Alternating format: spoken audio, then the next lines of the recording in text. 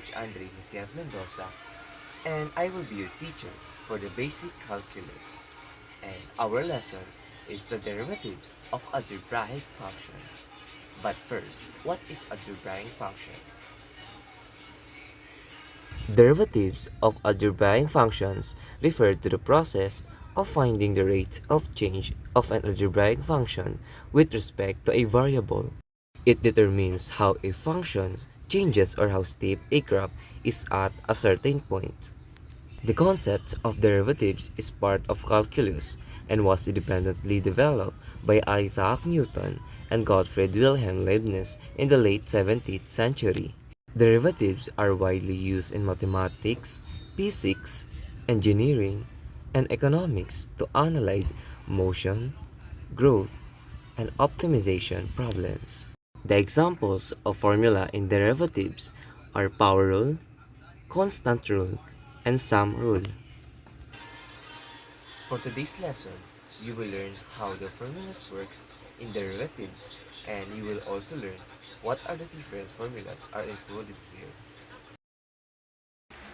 Ang una nating formula ay ang constant rule.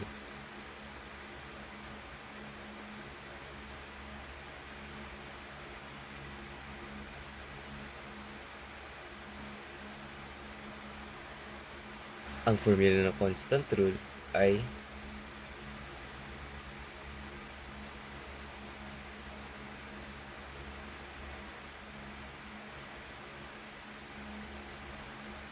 the derivatives of c is equals to 0. Ang meaning niyan, kung ano ang value ng c, ay ang equal nito ay 0. Upang mas maintindihan natin, magbibigay ako ng halimbawa. Nagbigay ako ng 4 na halimbawa. Sabi natin kanina, kung ano ang value ng c, ay ang equal nito ay 0.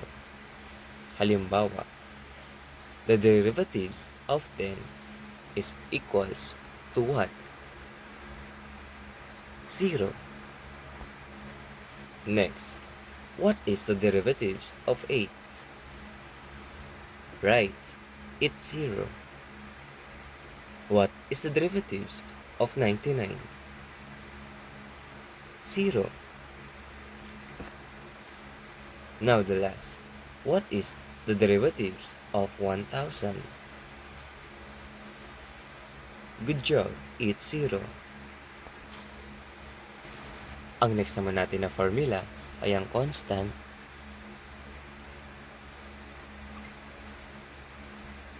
multiple rule.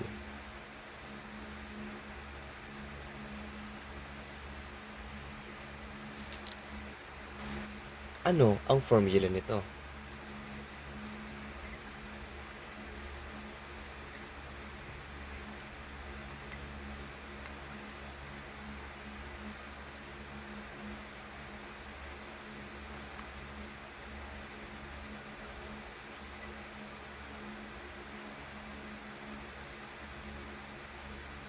The derivatives of c times f of x is equals to c times f prime of x. Ang halimbawa natin ay ang derivatives of 6x squared. Paano natin ito gagamitin ng formula? Ang value ng c natin ay 6. Ang next naman natin ay ang f o ang f prime. Ikakopy lang natin ng derivatives sa f prime. Ganito.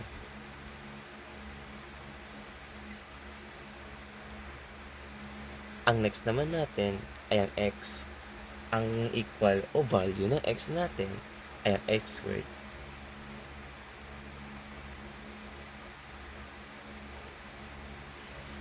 Meron na tayong formula. Ngayon, hindi pa yan ang ating final answer. Gagamitin ulit natin ang formula. Ano ang value ng c natin? Tama, 6. Ngayon, ano naman ang derivatives ng x squared? Kung ang sagot mo ay 2x, Tama. Pero, 2x ba ang lalagay natin dito? Ang sagot ay mali. Lalagyan natin ito ng times o parenthesis. Ganito.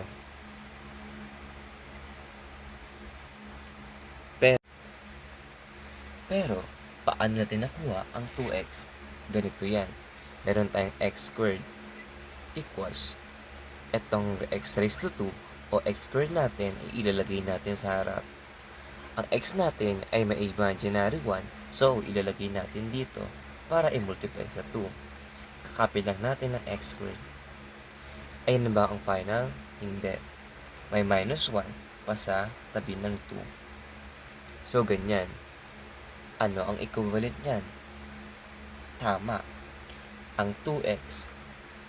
So, ang final answer naman natin ay 6 times 2x. Mali. Dahil meron pa tayong value ng x at meron tayong 6. Ipag-multiply natin ang dalawa. So, ganito. 6 times 2 is equals to 12. Copy natin yung x. So, meron tayong 12x. Ayun na bang final answer natin? Kung ang sagot mo ay tama, yes, ang sagot natin ay 12x. Meron tayong halimbawa dito. Una, ano ang derivatives ng 5x raised to 4? Kung sagot mo ay 20x cubed, ay tama. Paano nga ulit natin nakuha? Meron tayong 5 times 4 is equals to 20. At meron tayong x raised to 4 minus 1 is equals to x cubed. Kaya ang sagot natin ay 20x cubed. Paano nga ba natin nakuha ang x? Ganito yan.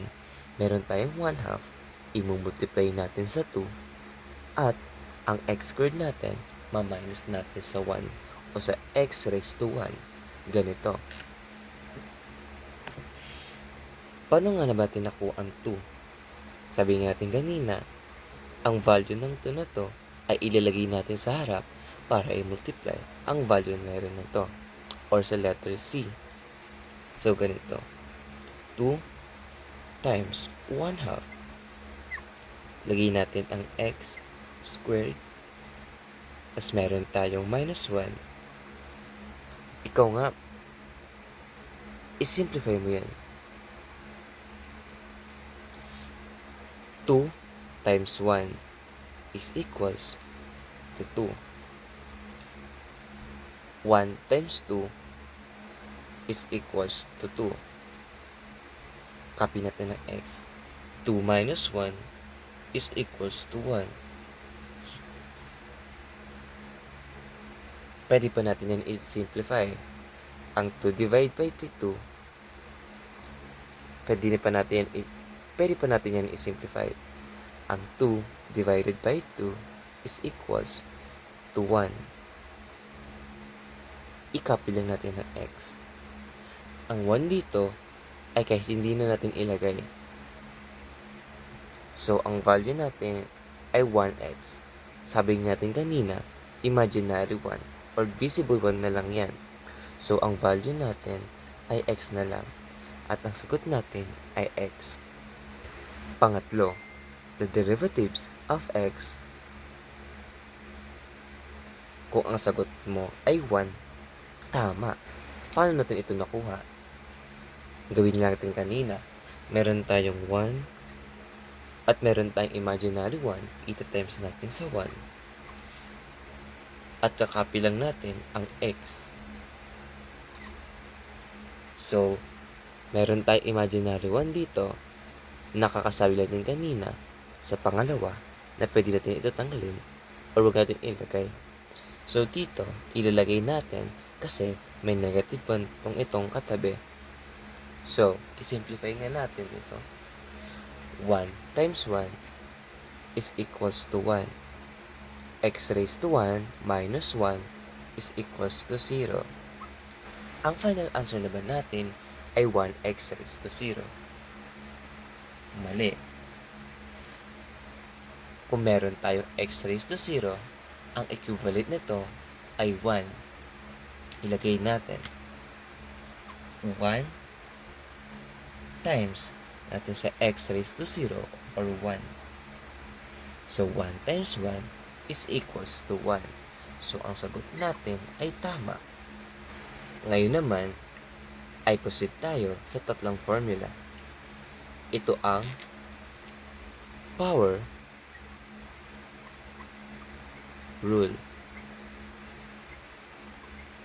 Ano nga ba ang formula ng power rule?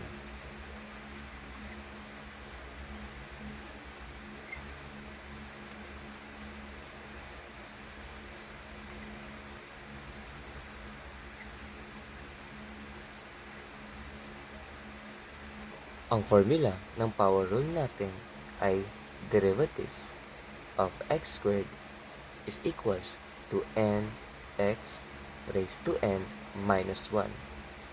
Ngayon, paano natin ito gagamitin? Ang halimbawa natin ay derivatives of x cubed is equals. Paano natin ito sasagutan? Ang value ng n natin ay 3. Ang value na x natin ay kakapi lang natin. Ang value naman ng n natin ay 3 ulit. I-copy natin yung negative 1 o minus 1. Yan na ba ang final answer natin? Hindi. Dahil meron pa tayong 3 minus 1 or 3 negative 1. Kailangan pa natin itong simplify.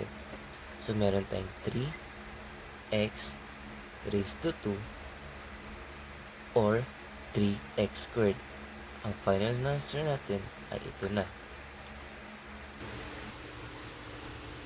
And now you know the three basic formulas and derivatives. Let's proceed to the next formulas. Ang pang-apat at pang-lima nating formula ay ang sum and difference rules.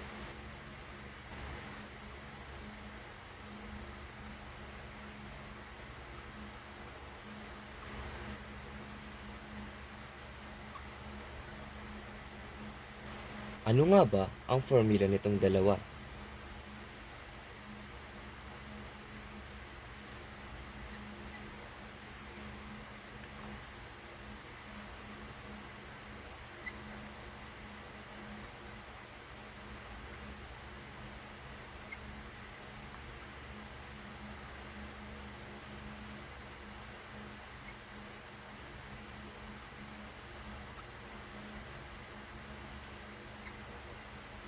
The derivatives of f of x negative positive of g of x is equals to f prime of x negative positive of g prime of x. Ngayon ay nagbigay ako ng halimbawa. Ang y is equals to 3x raised to 5 plus 2x raised to 3. Ngayon, paano natin ito gagawing derivatives? Madali lang. Una, sulat muna natin ang d over dx.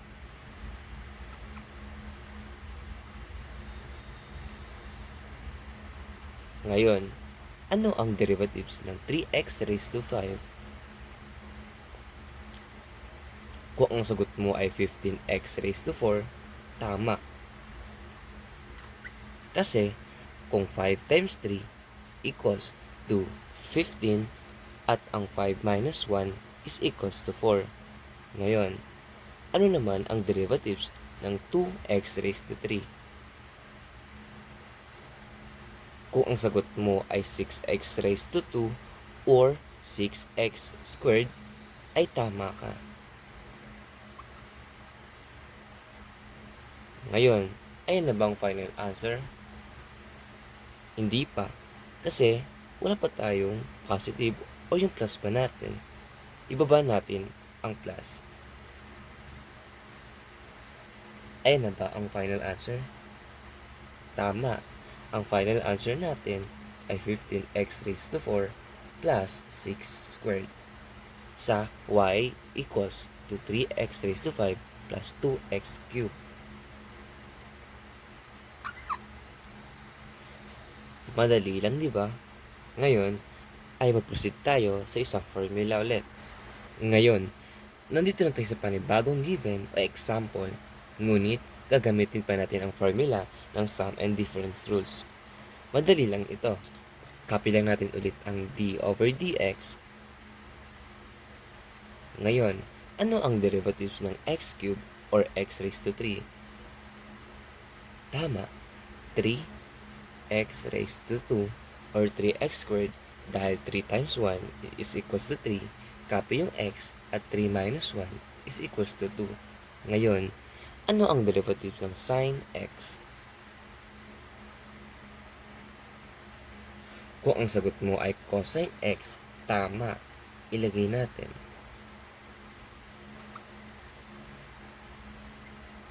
Ngayon, ayun na bang final answer? Hindi pa, kasi hindi pa natin nabababa ang minus. Ngayon, ibaba natin. Ayun na bang final answer? Tama. Ang final answer natin ay 3x squared minus cosine x. Ang next na formula natin o ang pang-anim ay ang product rule.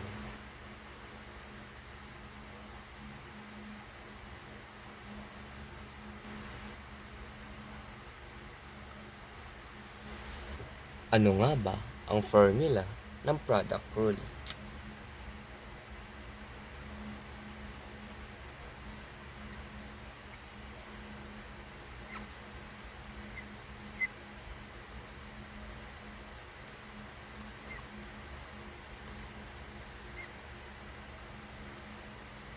The derivatives of uv is equals to v prime u plus v u prime.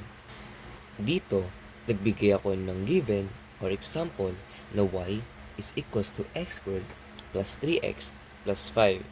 Ngayon, paano natin ito gagamitin sa ating formula? Una, maglagay tayo ng u. Lagay din natin ang v.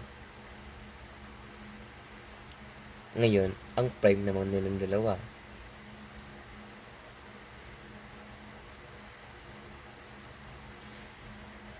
Alam mo ba ang value ng u natin? Ang value ng u natin ay ang x squared o ang nasa unahan.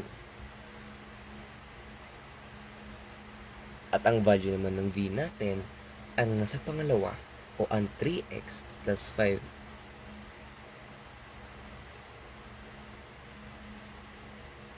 Ngayon, ano naman ang derivatives o ang u prime ng x squared? Kung ang sagot mo ay 2x, tama. Ano naman ang derivatives o ang v prime ng 3x plus 5?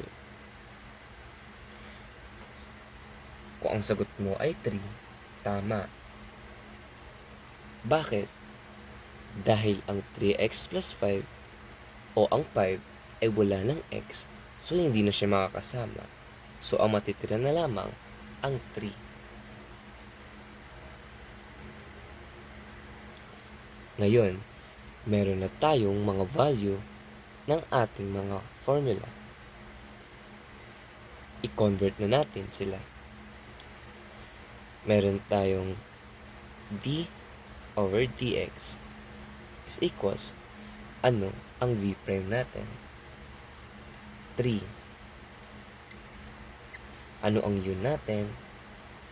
X squared. Ang v natin ay 3x plus 5.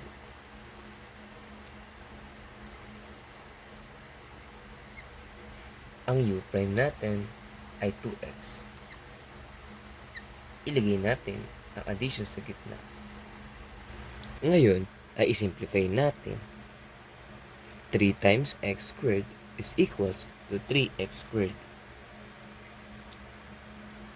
plus 3x plus 5 times 2x is equals to 6x squared plus 5 times 2x is equals to 2x. Now, ayan na ba ang final answer natin? Hindi pa, dahil meron pang magkaparehas na exponent na pwede nating i-add. Ito ang 3x squared plus 6x squared. Pagsamahin natin, meron tayong 9x squared plus 10x. Ayun na ba ang final answer natin? Tama. Ang final answer natin ay 9x squared plus 10x.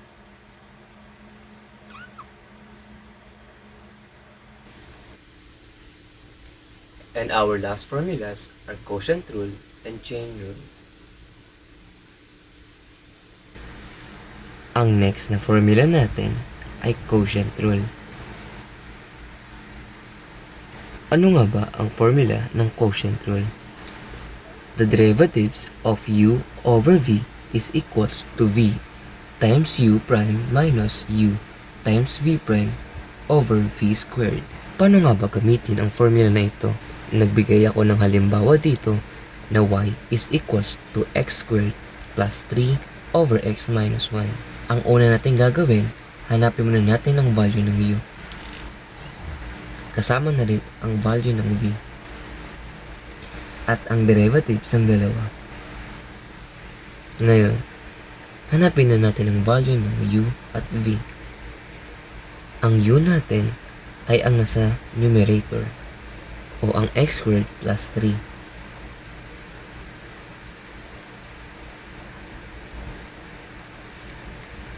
At ang v natin ay ang nasa denominator o ang x minus 1. Ngayon, ano ang derivatives ng x squared plus 3? Ang derivatives ng x squared plus 3 ay 2x. At ang derivatives ng x minus 1 ay 1.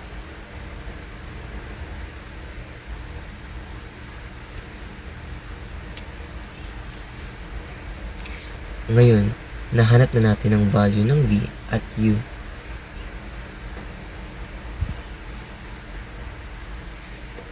Gamitin na natin ang formula.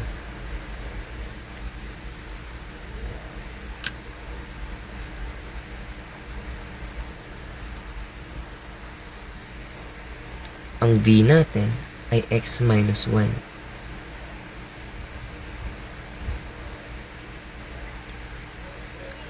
Ang u prime natin ay 2x minus ang u natin ay x squared plus 3.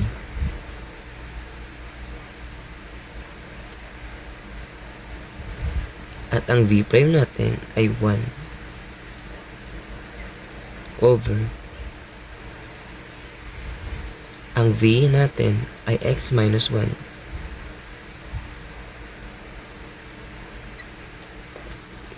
Ngayon, i-multiply na natin ang dalawa. X minus 1 times 2x is equals to 2x squared minus 2x. Lagay natin ang minus. X squared plus 3 times 1 is equals to x squared plus 3.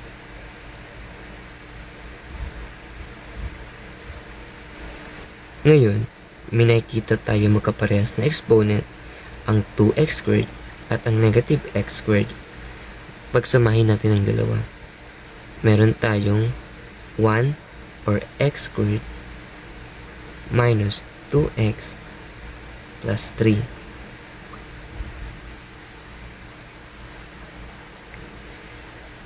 Burahin natin at ilagay natin ang denominator sa baba.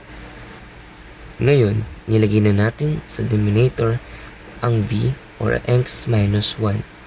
So, meron tayong x squared minus 2x plus 3 over x minus 1 squared. So, ang sagot natin ay ito. Ang next sa formula natin ay chain rule.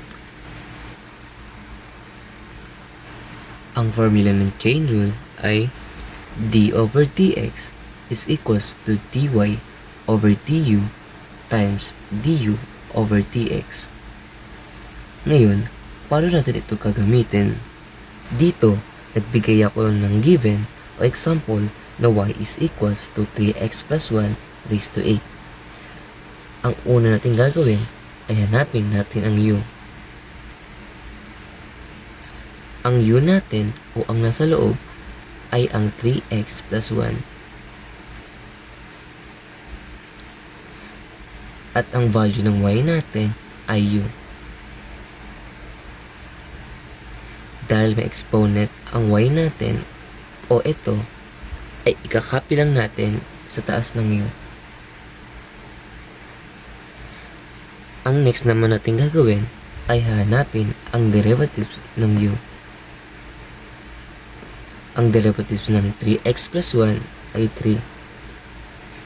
At ang derivatives ng u raised to 8 ay 8u raised to 7.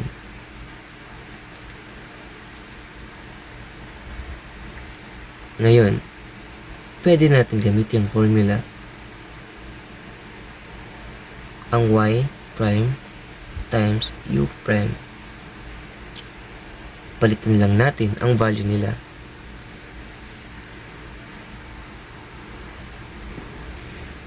Ang y prime natin ay 8u raised to 7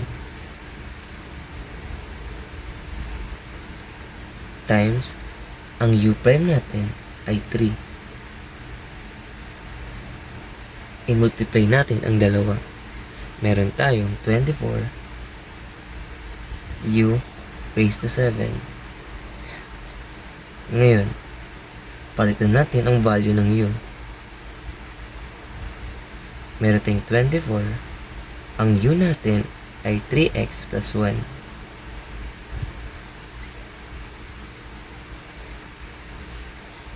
At ang exponent natin o ang nasa taas ng u ay 7.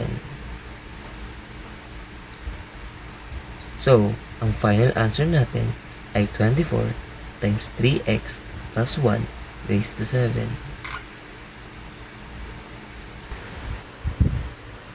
And now you know how the 8 formulas works in different situation. Again, my name is George Andre Mesias Mendoza and I'm your teacher in Pascal. And I hope you learned something today, and that's all. Bye-bye!